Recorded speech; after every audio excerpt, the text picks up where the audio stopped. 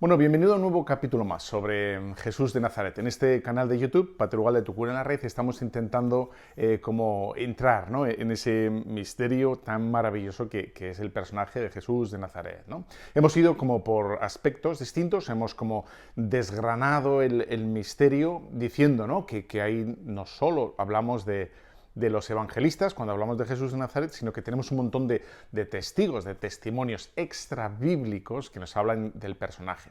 Y hemos visto cómo esos personajes extrabíblicos coinciden mayoritariamente, por no decir absolutamente, con lo que se nos dice en las Sagradas Escrituras, ¿no? Hemos hablado de las diferencias de Jesús de Nazaret con los otros fundadores de otras religiones y, por tanto, cuáles son las novedades, que es la distinción, ¿no?, de Jesús con otros fundadores, entre comillas fundadores, y hemos visto también cómo esa señal, ese signo de credibilidad, ¿no?, que se nos da en el Antiguo Testamento para que podamos adivinar y descubrir quién es ese personaje, son los milagros, las profecías, ¿no?, y que se van cumpliendo, ¿no?, una por una hasta 300, más de 300 veces en Jesús de Nazaret. Bien, dicho todo esto, hoy nos compete y queremos pararnos en saber ¿cuál es la novedad? ¿Qué es Jesús de Nazaret? ¿Por qué Jesús de Nazaret es el personaje histórico por antonomasia más que cualquier otro, ¿no? Vamos allá. Bueno, este abordar el personaje de Jesús de Nazaret lo podemos hacer desde distintos puntos de vista. Podríamos ir recorriendo los concilios, estaría muy bien, los comentarios de los santos padres, podríamos hablar de los teólogos, etc. Pero yo creo que para ti y para mí el mejor modo es recorrer las Sagradas Escrituras, en concreto el Nuevo Testamento. Y recorriendo el Nuevo Testamento vamos a ver cómo los mismos evangelistas, los mismos apóstoles también, van a ir descubriendo al personaje y van a ir como dándose cuenta delante de quién están, hasta llegar a la confesión, ¿no?, de San Pedro. Tú eres el Hijo de Dios, el que tenía que venir al mundo. Sin embargo, dicho esto, ¿no?, de que es el Mesías, claro, ¿en qué consiste ser el Mesías, ¿no? ¿Quién fue el Mesías? ¿Por qué el Mesías? ¿Cuál es la importancia? ¿Es solo el mensaje o qué, no? Bueno, entonces, si vamos recorriendo el Nuevo Testamento despacito y vamos como separando afirmaciones sobre Jesús a un lado y a otro, vamos a ver que se afirma de Jesús como dos grandes ideas que parecen poco reconciliables. Por un lado, y cito ya un montón que he recogido para ti. Entonces sería, por ejemplo, cómo en Jesús de Nazaret se da una verdadera humanidad. Y, por ejemplo, en Lucas 2:40 se nos dice que el niño crecía y fortalecía y progresaba en sabiduría. Bien, hasta aquí, digamos, no nos llama la atención, ¿no? Pero recalca y subraya el evangelista Lucas que el niño progresaba en sabiduría también, ¿no? Bueno, esto lo dejo aquí remarcado porque luego vamos a ver, ¿no?, las complicaciones que puede tener esto, ¿no? Bien. En Juan 1:14, ¿no?, dices, y el verbo se hizo carne. ¿No? Y dices, el verbo, es decir, Dios, ¿no? Está cuando en el Génesis habla de Dios dice, es el verbo es el que se hace carne, ¿eh? Lo que Dios dice es el que se encarna. En Lucas 22 también, ¿no?, dice, vamos a ver a Jesús en el huerto de los olivos diciendo, Padre, si quieres, pase de mí este cáliz, ¿no?, mas no se haga mi voluntad sino la tuya. Aquí hay otra complejidad, ¿no? Aquí está hablando como una especie como de distanciamiento entre Jesús de Nazaret y Dios, ¿no?, y Dios Padre. Mi voluntad sino la tuya. Veríamos que hay dos voluntades, ¿no? Vamos a explicarlo después, no os preocupéis. Jesús, en Mateo 26, ¿no?, mi alma está triste hasta la muerte. También, ¿no? Y dices, Jesús dice en Juan 6:51, yo soy el pan de vida bajada del cielo. Si alguno come de este pan, vivirá para siempre. Y el pan que yo daré es mi carne para la vida del mundo. Bien, afirmaciones también muy rotundas, ¿no? Bueno, etcétera, etcétera. En Juan 10:30, yo y el Padre somos uno. Jesús se identifica, ¿no?, se une de tal manera a Dios que dice que es uno con Él, ¿no? Bien. Dice en Mateo 16, ¿no?, tú eres Pedro y sobre esta piedra edificaré mi iglesia y te daré las llaves del reino de los cielos y lo que hagas aquí, lo que ates aquí, quedará atado en la tierra. Bueno, como Jesús da esa autoridad absoluta, ¿no?, a Pedro. Y dices, lo que tú ates aquí, yo ataré. El orden es de abajo arriba, ¿eh? Lo que tú ates, yo ataré en el cielo. Bien. Entonces, por lo tanto, podemos como adivinar aquí, ¿no? Que hay como dos realidades que tenemos que ir como intentando coordinar, acompasar o tenemos que saber amalgamar, digamos, ¿no? Que vemos por un lado ese aspecto humano que es obvio, ¿no? Porque se nos ha dicho los testimonios, ¿no? Que existió, que fue muerto, etcétera. Por tanto, hay un aspecto humano y luego hay un aspecto claramente divino, esa divinidad de Jesús que con las afirmaciones que hace Jesús en el Nuevo Testamento, para un judío normal queda absolutamente clara, ¿no? Jesús cuando está hablando dice, pero yo os digo, se está poniendo por encima del rey David, se está poniendo por encima de los profetas, se está poniendo por encima del Pentateuco. Es decir, se está poniendo por encima del legislador, es decir, igual a Dios, ¿no? Se está divinizando a sí mismo. Y aquí es cuando podemos empezar a tener como la complejidad, ¿no? De decir, bueno, ¿cuánto de Dios hay en Jesús? ¿O cuánto de humano hay en Jesús? ¿No? ¿Qué es? ¿No? ¿Qué es? Y aquí rápidamente comenzamos otra vez con el tema de esas culturas que circundan a los hebreos, a los judíos, y que para muchos van a dar al traste con el mensaje de Jesús, ¿no? Porque van a influenciar tanto su mensaje, las mitologías griegas, etcétera, que no va a quedar nada original del mensaje de Jesús.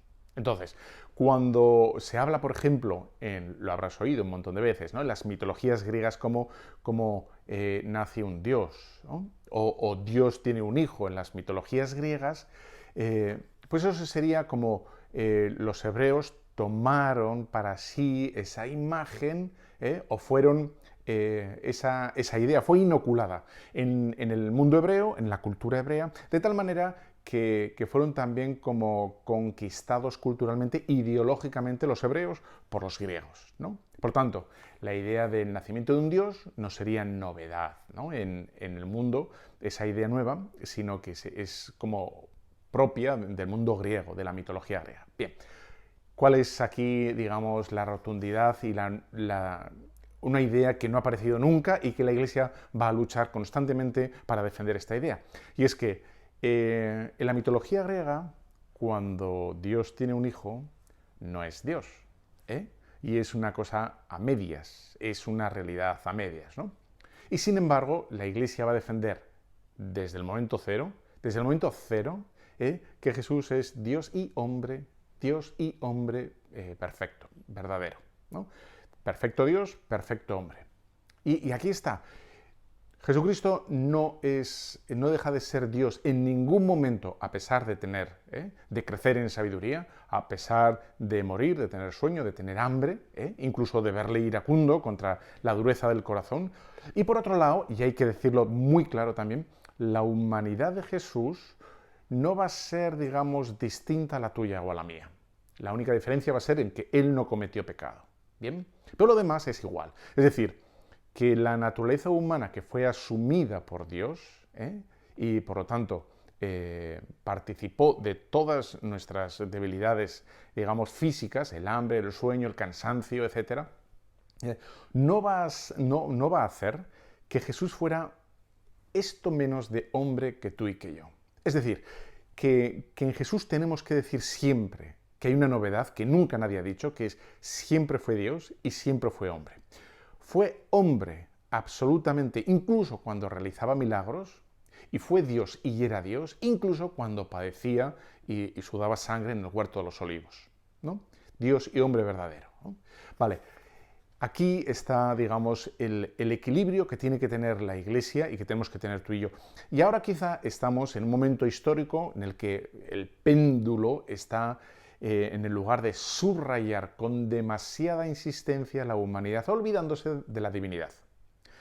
Antes quizá el péndulo estaba en el otro lado, ¿no? Y se olvidaba la humanidad, pero hay que recalcar y hay que defender siempre ese equilibrio de que Jesús es siempre perfecto Dios, perfecto hombre. Nunca deja de ser hombre, nunca deja de ser Dios.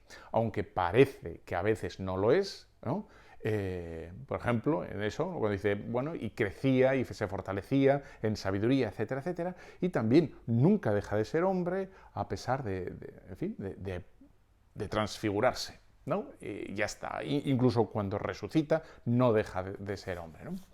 Claro, ¿cómo esta noción de esa igualdad es la que va a provocar durante 400 años, 450 años, una disquisición teológica abrumadora, ¿no? ¿Por qué? Y aquí está, digamos, la dificultad conceptual a la hora de definir los conceptos. Es decir, ¿qué es lo que comparte con nosotros Jesús? ¿Y qué es lo que no comparte con nosotros Jesús? ¿No? Bueno, van a ser 450 años de duro combate filosófico, teológico, en el que van a concluir con lo siguiente. Van a decir, en Jesús de Nazaret hay dos naturalezas, una sola persona. Para ti, esto que te parece sencillo, que te dices, bueno, pues dices, no fue nada sencillo, porque el concepto persona y el concepto naturaleza, hasta Jesús, hasta el momento de aparecer Jesús, siempre coincidía. Siempre en cualquier, y en ti y en mí también, o sea, hay una persona en cada uno de nosotros, de la naturaleza humana nuestra, coincide con una sola persona. Pero en Jesús no, en Jesús no coincide. En Jesús hay dos algo y un algo.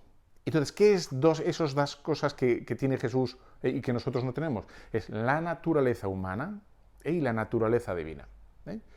Entonces, quizá, claro, nosotros jugamos ya con 1600 años de ventaja y es sencillo ahora decir, dices, ¿quién es Jesús? ¿Quién es Jesús? Jesús es la segunda persona de la Santísima Trinidad. ¿Qué es Jesús? La naturaleza, ¿no? ¿Qué es Jesús? Dios y hombre verdadero. ¿Cómo se da esta unión? Aquí, como digo, ha habido 450 años de absoluto estudio, las escrituras, indagando las escrituras para decir las cosas bien, ¿no? En Jesús no se da una unión moral, como la de Santa Teresa de Jesús, por ejemplo, con Dios, ¿no? Una unión mística. No hay una unión mística de Jesús con Dios. Jesús es Dios. Ya está.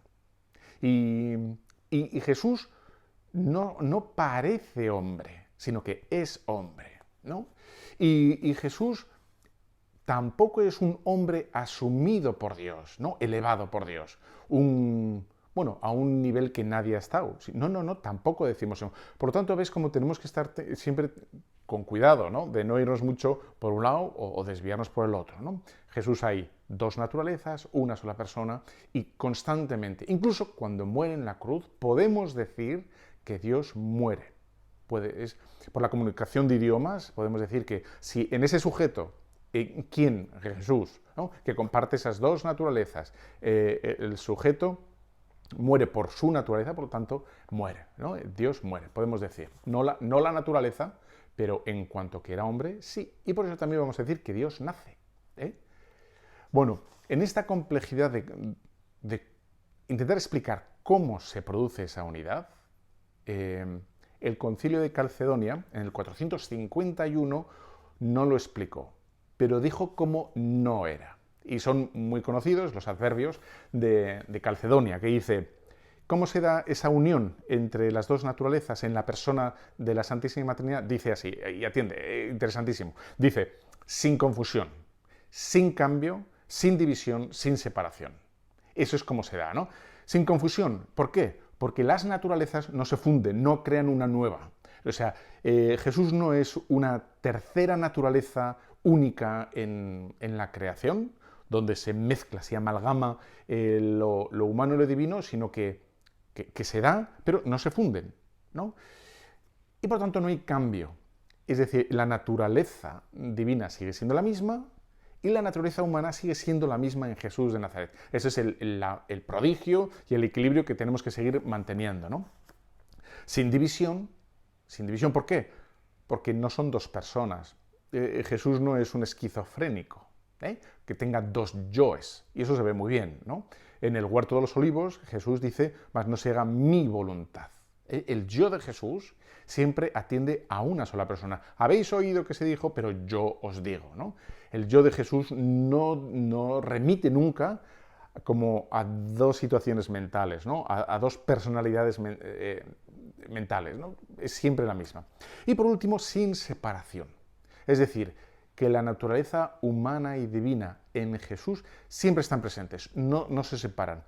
Es verdad que parece que se eclipsa, por decirlo de alguna manera, se eclipsa una en algunos momentos, por ejemplo, en la cruz parece que se eclipsa y desaparece la divinidad, pero no, sigue presente la divinidad ahí, ¿no?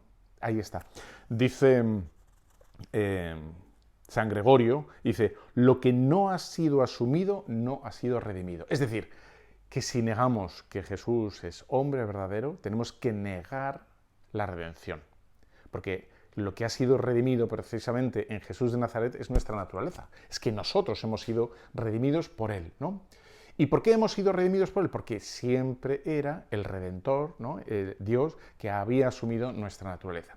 Como ves, es súper interesante lo que dice Calcedonia en el 451, ¿no? Sin confusión, no se mezclan, no crean una nueva realidad, una especie de minotauro espiritual o nada, sin cambio, no cambian ninguna de las dos, siguen siendo las dos como son, sin división, no hay división, y sin separación, ¿no? Bueno, esto va a ser importantísimo a la hora de hacer luego teología y de entrar en las enseñanzas de Jesús, porque en Cristo, si se da perfecto Dios, una perfecta divinidad y una perfecta humanidad, estamos en el culmen, en la cúspide de la creación, de quién somos, ¿no? Es decir, que la Iglesia siempre va a mirar a Jesús de Nazaret como el progreso máximo, ¿no? La cúspide, la culmen de qué es el hombre. Por tanto, todas las explicaciones que intentan condicionar a Jesús culturalmente, ¿no? Como diciendo, bueno, era la situación cultural de esa época, eran los conocimientos que se tenían en esa época, etcétera, etcétera, tenemos que decir que no, porque Jesús, al ser perfecto, es y perfecto hombre, y venir a hacer lo que tenía que hacer, que era la redención, la obra de Jesucristo era redimirnos, todo lo que se nos ha otorgado a la Iglesia es pleno, es perfecto. Por lo tanto, ya no va a haber ningún cambio, ¿no? Todo lo que explique la Iglesia a posteriori va a ser una explicitación, ¿no? Explicarlo mejor, pero no puede haber cambio.